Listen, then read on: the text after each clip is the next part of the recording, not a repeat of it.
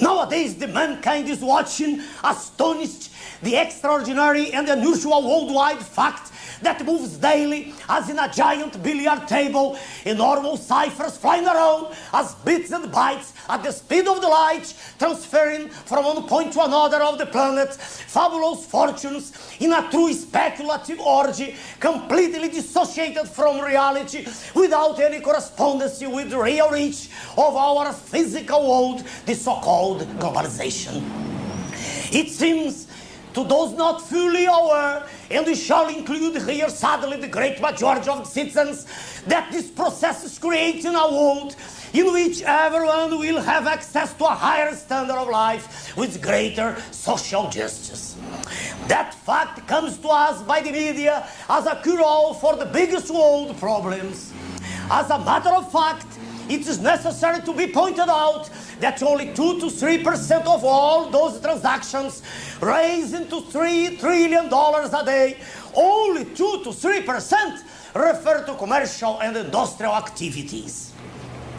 On the other hand, the great majority of the financial transactions is purely speculative, as if money by itself would be able to generate more money, as a fantasy that is carrying the world economy to a dread end. Until the 70s, the Bretton Woods rules were followed. Money to flow between nations needed the previous government authorization. There was a fixed exchange rate between the currencies of the greatest industrialized nations. The Fed assured with the gold equivalent any transaction. In other words, there were restrictions to the flow of speculative money. In 1973, the US government imposed an unilateral rupture and the barriers disappeared. Gold reserves are no longer necessary. Money is no more the wealth symbol. It is the wealth proper, a fiction in such a way that goes to the edge of insanity is supported by a group of worldwide institutions, the so-called international financial system. And here are included the IMF, the World Bank, the World Trade Organization, and so on. That is the money empire, the false money, the real speculation conducting the mankind to its ruin and destruction. Well, gentlemen, it is with that false money that mega speculators through the world are willing to buy the real riches of all developing countries. In Brazil, they are selling out by the dozen all of our strategic state companies. The right words are these: they are giving away all of our strategic resources, including Vale do Rio Doce Company, the greatest iron mining company in the world, by only $3 billion, equivalent to less than half of 1% of its estimated value. In Brazil, we have the greatest reserves in the world of niobium, titanium, first quality quartz. We are the greatest gold producers in Latin America. We have the richest subsoil in this planet, and we are seeing our riches going there cheap to the industrialized countries. President Clinton, during the Summit of the Americas in Santiago, recently said, "Your prosperity lifts ours, our prosperity lifts yours." Is that really true? From the Brazilian states of Amapá and Minas Gerais, we carried millions of tons of manganese sold by insignificant prices. Now, in those Brazilian states, we have only big land craters, holes, and our manganese rests in Pennsylvania. It's now part of the US strategic inventory. In the future, we'll have to pay whatever price they want for that same mineral. Let me call your attention to another fact.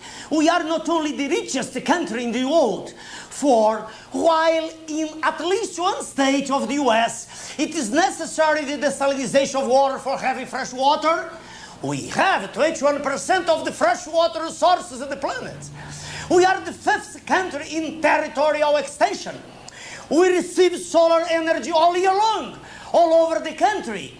That huge and inconceivable amount of energy is partially stored on the bones of atoms and molecules of the carbohydrates and lipids in the plants, from where we extract alcohol and oils that can substitute petroleum, allowing Brazilian energy independence.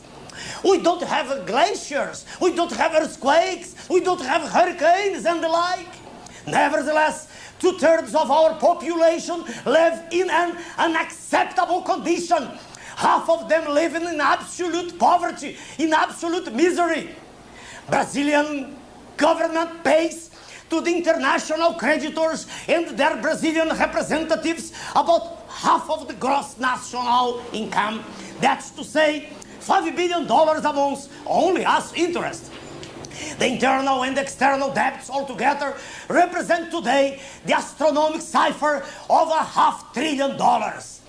Government maintains a fiction of currency stability, concealing the disorderly growth in public debt and promoting the destruction of all the industrial production chain of the country, with mass importation of industrialized products and even food. Our party, PRONA, rises against that process. It's imperative a new Bretton Woods, but as we don't have the condition to impose such an agreement on the international scenario, and as we do have in our country all that we need for our survival, there is only one option: not to drown. We'll break with the international financial system. We'll no longer accept these speculators' extortion. We'll sit down for negotiations, impose our sovereignty. We'll price our goods with justice. The interest rates that we'll pay shall be the lowest possible. That is the only way to proclaim our economic independence. Thank you very much.